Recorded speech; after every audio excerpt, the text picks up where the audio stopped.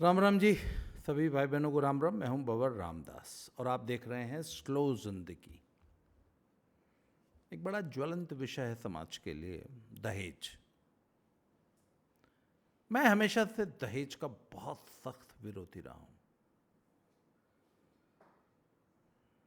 और मेरा खुद का विवाह 1 रुपये में हुआ था। वो 1 रुपया भी मैंने अपने ससुर जी का नहीं, 1 रुपया भी ससुर जी वाला नहीं था। वहां से लेकर और मेरी बेटे की शादी हुई वहां से। और अपना तो शुरू से एक प्रिंसिपल स्टैंड रहा है कि दहेज खाना गू खाने के समान है। मैं तो ऐसे स्पष्ट लिखता हूं, कुछ लोगों को बहुत बुरा लगता है।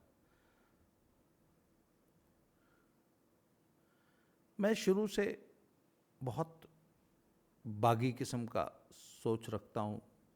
आई हैव बीन अ रिवोल्यूशनरी। हर मामले में मेरी सोच जो है वो सारे समाज से अलग होती है। अपने जीवन का एक सिद्धांत है कि कभी भी समाज की बनाई हुई लकीर पे मत चलो, अपनी लकीर खुद बनाओ। समाज को खुश करने के लिए मत जियो, live a life of significance. राष्ट्र के लिए जियो, समाज के लिए जियो, पर समाज को खुश करने के लिए मत जियो। किसी भी काम को सिर्फ इसलिए मत करो क्योंकि पूरा समाज करता है, या हाय पूरा समाज क्या कहेगा इसलिए। खैर ये हमारे, और ये बहुत इजी नहीं होता इसको फॉलो करना। बहुत सारी जिंदगी आई बीन ए टीचर। मैंने बहुत सारे ऐसे बच्चे देखे जो राइट फ्रॉम क्लास 1, 5 साल की उम्र से लेके आज तक मेरे स्टूडेंट्स हैं, या जिनके फॉर्मेटिव ईयर्स 8वीं 10वीं 12वीं क्लास तक वो मेरे साथ पढ़े। मैंने उन्हें उंगली पकड़ के चलना सिखाया। But I am sorry to say कि मेरे हज़ारों स्टूडेंट्स हैं, मुझे आज तक अपना एक भी ऐसा स्टूडेंट नहीं मिला है, एक आध को छोड़ के, जिसने दहेज को लात न मारती हो।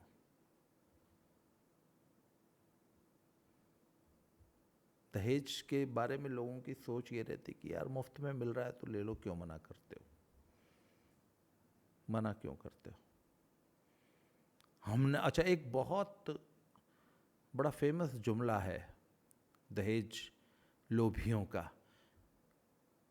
कि हमें कुछ नहीं चाहिए, बाकी जो आपने अपनी बेटी को देना है वो तो देना ही है। हालांकि मैं इसके भी बहुत सख्त खिलाफ हूं। या हमने कुछ नहीं मांगा था उन्होंने दे दिया, एक ये भी तर्क होता है लोगों का। उनके भी अपने अपने तर्क हैं। बहुत से लोगों का ये तर्क होता है कि चूंकि हमने अपनी, जैसे लड़का बोल रहा है कि हमको अपनी बहन की शादी में देना पड़ा तो हम अपनी शादी में क्यों न लें। अच्छा, मेरा एक तरह का कि ताला दहेज लेने का मतलब है मैट्रिमनी बाजार में बैंगन की तरह बिकना। ये मेरे तर्क हैं। पर एक और, अब मेरे को ना सोचने पे मजबूर होना पड़ रहा है कि अब जब मैं लड़कियों की जो अप्रोच दहेज के प्रति देखता हूं, या मैट्रिमनी बाजार में शादी को धंधा बना लेना, शादी को एक बिजनेस डील बना लेना, अब मैं देखता हूं कि लड़कियां भी उसमें किसी से पीछे नहीं है। वहां भी पूरी सौदेबाजी हो रही है साहब। तो अगर लड़की सौदेबाजी कर रही है तो लड़का सौदेबाजी क्यों ना करे। लड़की का बाप अगर सौदेबाजी कर रहा है हर चीज में, शादी कुछ नहीं, सिर्फ एक, it's a deal, it's a contract, समझौता हो रहा है हर चीज में, बकायदा एक बिजनेस डील है। तो अगर लड़की का बाप और लड़की कर रही है तो लड़का और लड़के का बाप क्यों ना करे साहब। जैसे फॉर एग्जांपल मैट्रिमनी बाजार में ये जो शादी.com और ऐसी जो ये जो साइट्स हैं, मैच मेकिंग साइट्स, इसमें लड़कियों के आप प्रोफाइल उठा के देख लीजिए। ज़्यादातर लड़कियों के प्रोफाइल क्या है? Presently doing nothing, currently doing nothing, qualification के नाम पे भी ज़ीरो है, कोई ऐसी ऑर्नामेंटल एक डिग्री ले रखी है। मैं तो ऐसे बहुत सारे इंस्टीट्यूट्स में जाता था जहाँ लड़कियाँ बीटेक सिर्फ इसलिए करती हैं कि मैट्रिमोनी बाज़ार में थोड़ी सी वैल्यू, थोड़ा सा बायोडाटा एनरिच हो जाता है, MBA कर रखी है, BTech कर रखी है, बाद में कुछ नहीं, कहीं 5,000 की नौकरी नहीं कर सकती। या लड़की काबिल है, लड़की काम करना चाहती है, सब कुछ करना चाहती है, बाप अलाउ ही नहीं करता, ना ना ना, शादी के बाद जो करना है करना, अभी घर बैठो। उसको अपनी बेटी पे भरोसा ही नहीं कि मेरी बेटी अगर मुझसे दूर जाके कहीं शादी से पहले अगर कहीं नौकरी करेगी तो क्या गुल खिलाएगी। जी हाँ, सीधे सीधे ये अविश्वास का मामला है। खैर, लड़कियां अपने बायोडाटा में बड़े गर्व से लिखती हैं करंटली डूइंग नथिंग, पर दूल्हा उनको जो है 6 डिजिट सैलरी वाला चाहिए, 3 लाख रुपए महीने की सैलरी होनी चाहिए। तो तुम्हारी क्या औकात है बे, तुम बताओ ना। कोई अगर तुमसे पूछ ले कि चलो मैं तो इतना काबिल हूँ कि 3 लाख रुपए महीना कमा रहा हूँ, 3 लाख रुपए महीना मेरी सैलरी है, मैं तुमसे फिर क्यों शादी करूं, तुम निकम्मी कामचोर गधी से। आप बताइए ना, अगर वो ऐसा सवाल कर दे कि तुमको 3 लाख का हस्बैंड चाहिए महीना कमाने वाला, तुम्हारी क्या औकात है।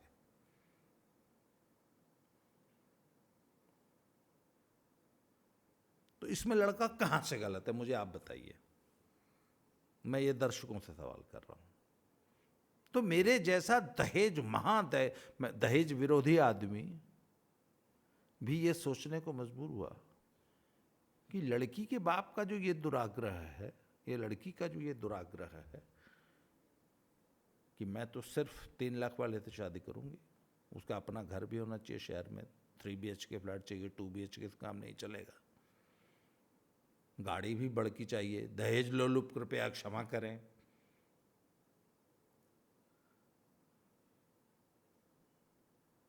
तो ये डबल स्टैंडर्ड नहीं है, डबल स्पीक नहीं है, आप बताइए। और अगर एक लड़का बोलता है कि ठीक है साहब मेरे अंदर इतनी योग्यता है, अच्छा एक मिनट, लड़की के बाप और लड़की के सामने 2 ऑप्शन थे, एक लड़का है जो 20,000 रुपये महीना कमाता है, एक लड़का है जो 3 लाख रुपए महीना कमाता है। लड़की और लड़की का बाप किसको चूज करेगा। वहां पे लड़के की बाकी मेरिट तो बिल्कुल काम नहीं करेगी ना। सबसे इम्पोर्टेंट चीज़ तो लड़के का वही जो तनख्वाह है, जो पैकेज है सालाना, वही सबसे इम्पोर्टेंट हो गया ना। पैकेज के अलावा भी तो बहुत सारे गुण होते हैं लड़कों में। तो वहां तो लड़की का बाप उन सभी गुणों को नजरअंदाज करके सिर्फ और सिर्फ एक गुण देखता है कि पैकेज कितना है। तो अगर एक मोटे पैकेज वाला लड़का वो भी कुछ ढूंढने लग जाए कि ठीक है भैया तुम्हारी लड़की और तो किसी काम की है नहीं, तो फिर दहेज दो, मैं भी अपनी योग्यता की कीमत वसूलूंगा। तो अगर लड़का अपनी योग्यता की कीमत डाउरी के रूप में वसूल रहा है तो क्या गलत है, आप बताइए।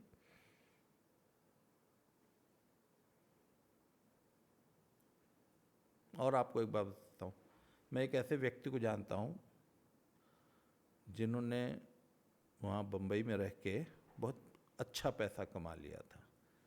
वो जिस बैकग्राउंड से उठे थे वो एकदम उनके घर पे जो है पेट भर खाने को नहीं होता था किसी ज़माने में। फिर वो मुंबई गए, उन्होंने बहुत मेहनत की और अच्छे पैसे वाले हो गए। परंतु परिवार उन्होंने अपना जब स्ट्रगल के दिन थे तो गांव में ही रखा। तो गांव में रखा तो उनकी लड़की जैसे बाकी गांव की लड़कियां पढ़ती हैं वैसे ही पढ़ी, PARROT पर्राट बने कबूतर। ऐसे जो गाजीपुर जिले की घसकर्री बोलता हूँ उनको, ये घसकर्री वर्ड का एक बार एक मित्र ने पूछा दादा ये घसकर्री क्या होता है। घसकर्री होता है सब पुराने ज़माने में जो लड़कियां औरतें होती थीं वो जो छोटे किसान होते थे मजदूर, तो छोटी छोटी गाय बकरियां ऐसे एक छोटी सी गाय पाल लेगी, छोटी सी भैंस पाल ली जो 1.5-2-3 लीटर दूध देती है। तो अनाज की चारे की व्यवस्था होती नहीं थी, तो खुरपी लेके और एक काइन बांस की एक पतली सी जो डंडियां होती हैं उसकी बनी हुई एक टोकरी जिसमें इतने बड़े बड़े खांचे होते हैं, वो घनी बीनी भी नहीं, खुली बीनी भी, और उसमें जाती थी और वो दूब घास जो होती है उसको वो खुरपी से उसको ऐसे ऊपर ऊपर खोद के, बड़ा एक टेक्निक होती है उसको खोदने की भी, तो उसको हमारे यहाँ यूपी में घास करना बोलते हैं कि कहाँ गई ले हो भैया, घास करे गई ले, तो घास करना, तो इसलिए घास, जो घास करती हो उसको घसकर्री बोला, मेरे जैसे लोग उसको घसकर्री बोलते हैं। तो उनकी बेटी जो थी घसकर्री थी।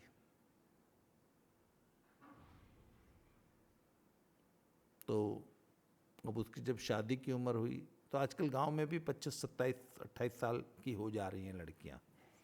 अब वो ज़माने गए, ज़्यादातर 90% लोगों ने वो 14 साल 15 साल की उम्र में बेटियों को ब्याहना ज़्यादातर बंद कर दिया है।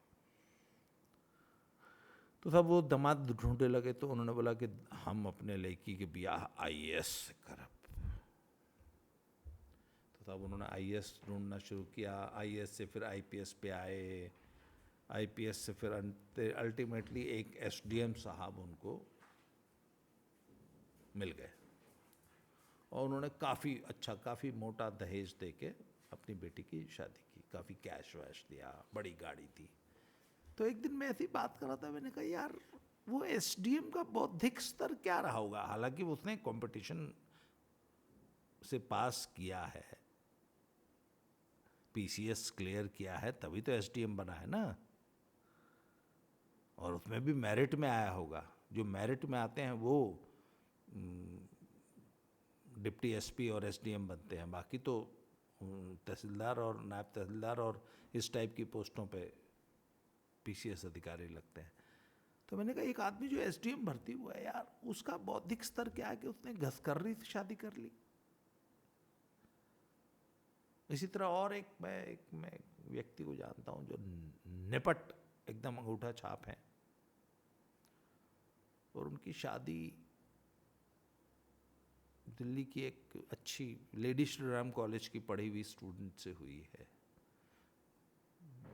जिसने शायद 12th एक दिल्ली के एक अच्छे स्कूल से, सीबीएसई स्कूल से किया, उसके बाद शायद बीकॉम किया है या ऐसे एमकॉम किया है एलएसआर से, या ऐसे किसी टॉप दिल्ली के टॉप कॉलेज से उनकी शादी है। और श्रीमान जी जो है वो हैं तो सक्सेसफुल लाइफ में, नाम जानबूझ के नहीं ले रहा हूँ मैं, बट ही इज एकदम टोटली निपट अंगूठा टेक। तो मैंने सोचा है यार, मैंने कहा यार वो लड़की जिसने इस अनपढ़ से शादी की है, मैंने कहा यार वो इससे बात क्या करती होगी। मैंने कहा भाई पति पत्नी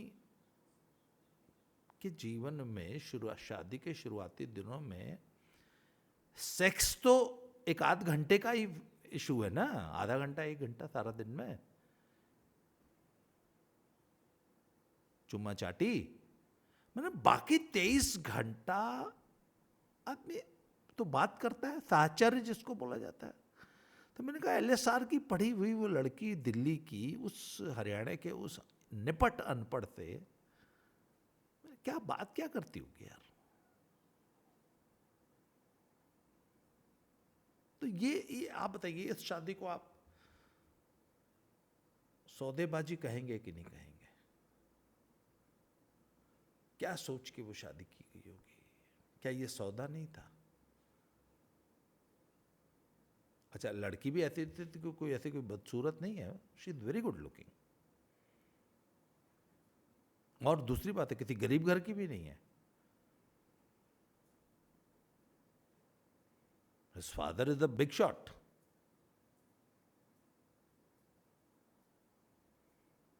तो क्या था ये सौदा ही तो था ना।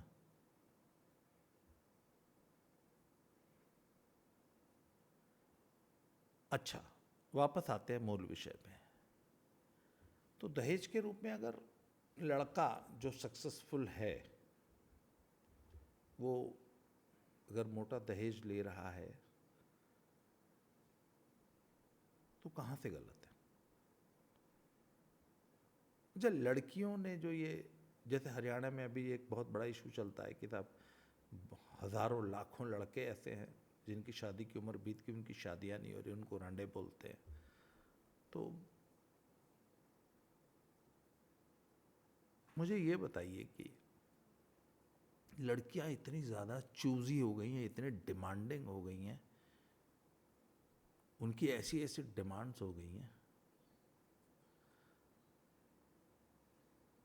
क्यों?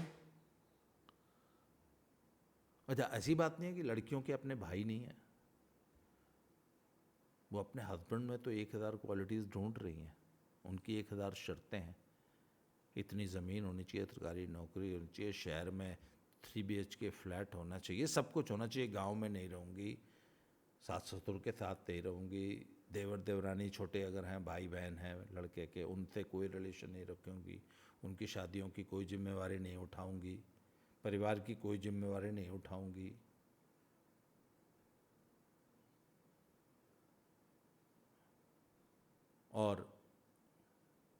और भी दुनिया भर की शर्तें। तो अब लड़का भी अगर यही सब अगर नखरे कर रहा है तो क्या गलत है? ये तो टिट फॉर टैट चल रहा है समाज में।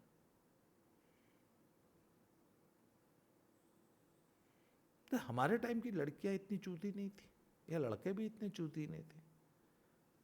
हमारे यहाँ तो शादियां बड़े आराम से हो जाया करती थी। आज भी आप मेरी उम्र, आज मेरी उम्र 60 साल होने वाली है, मेरी जनरेशन में तो ऐसे हज़ारों हज़ारों लाखों शादियाँ ऐसी होती थी जहाँ लड़के लड़की पहले शादी से पहले मिले तक नहीं थे।